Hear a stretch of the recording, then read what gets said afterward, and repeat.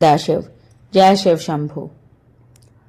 श्रावण मास महात्म्य कथा श्रृंखला अध्याय 25 पिठोर व्रत। सदाशिव बोले, हे वत्स, श्रावण मास की अमावस्या के दिन वह संपत्ति प्रदायक पिठोर व्रत उत्तम होता है।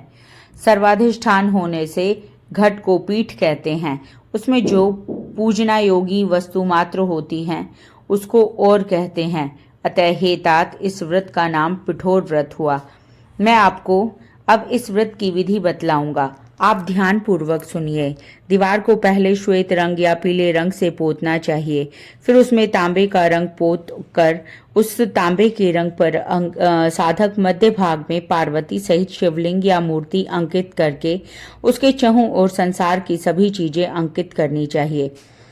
चतुशाला यानी चौसल्ला, संयुक्त रसोई घर, दिव्य मंदिर, शयनागार, 7 खजाने, स्त्रियों के कमरे, अंतः प्रसाद, अट्टालिका, शोभावान शाल, पेड़, निर्मित ईंटें, पत्थर चूने से सुशोभित करनी चाहिए। विचरित दरवाजे, 4 दीवारी, बकरी, गो, भैंस, अश्व, ऊंट आदि, पालकी, रथ, यान आदि नाना प्रकार के वाहन, स्त्री, बाल, वृद्ध, युग पुरुष, सन्यासी, झूला, नाना प्रकार के मचान, सोने, चांदी, तांबा, सीसे, लोहे, मिट्टी, रांगा द्वारा बने हुए अनेक तरह के पात्र, सभी प्रकार के खाट खटोले, पीढ़े, शैया, तकिए, मंचद आदि, बिल्ली, मैना आदि पक्षी, स्त्री और पुरुषों के अनेक प्रकार के गहने, बिछौने, गलीचे, यज्ञ के सभी पात्र, स्तंभ, दंड, मन्नार्थ, 3 रस्सियां, दूध, मक्खन, दही, मट्ठा, तक्र, घृत, तेल, तिल, गोधूम, अक्षत, अरहर, जौ, मक्का,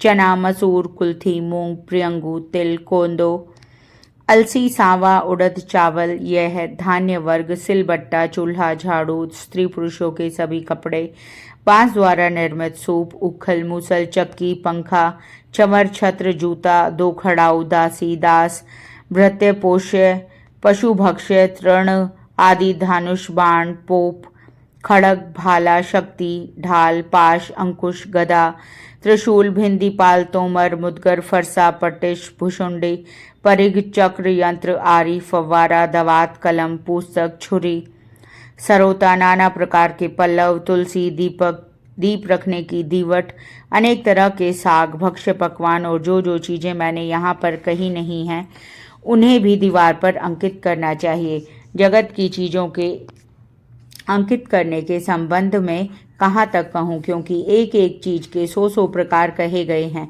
दीवार पर सभी चीजों को अंकित करके 16 उपचारों से उनकी पूजा करनी चाहिए।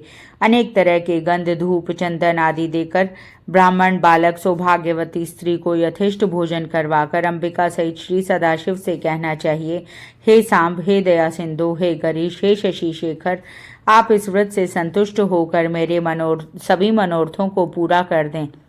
इस प्रकार 5 वर्ष तक व्रत करके उद्यापन करना चाहिए। शिव मंत्र द्वारा घृत तथा बिलपत्र का हवन करना चाहिए। पहले दिन अधिवासन करके ग्रह हवन करना चाहिए। 1800 या 108 आहुतियां देनी चाहिए। हे वत्स, ऐसा करने से होम की संख्या पूर्ण होती है। आचार्य पूजन करके दक्षिणा देनी चाहिए। साधक को अपने सगे संबंधियों के साथ भोजन करना चाहिए। ऐसा करने से उसकी सब इच्छाएं पूर्ण हो जाती हैं। जो इस संसार में इष्ट है वह सब प्राप्त कर लेता है। हे वत्स, मैंने यह उत्तम पिठोर व्रत तुमको बतलाया है। यह समृद्धि दाता है। इस व्रत के तुल्य दूसरा व्रत नहीं। यह शिव की प्रीति देने वाला है। ऐसा व्रत आज तक ना तो हुआ है ना होगा। हे वत्स, मनुष्य जो भी दीवार पर अंकित करता है वही चीजें उसे प्राप्त हो जाती हैं। जय सदाशिव। जय शिव शंभु।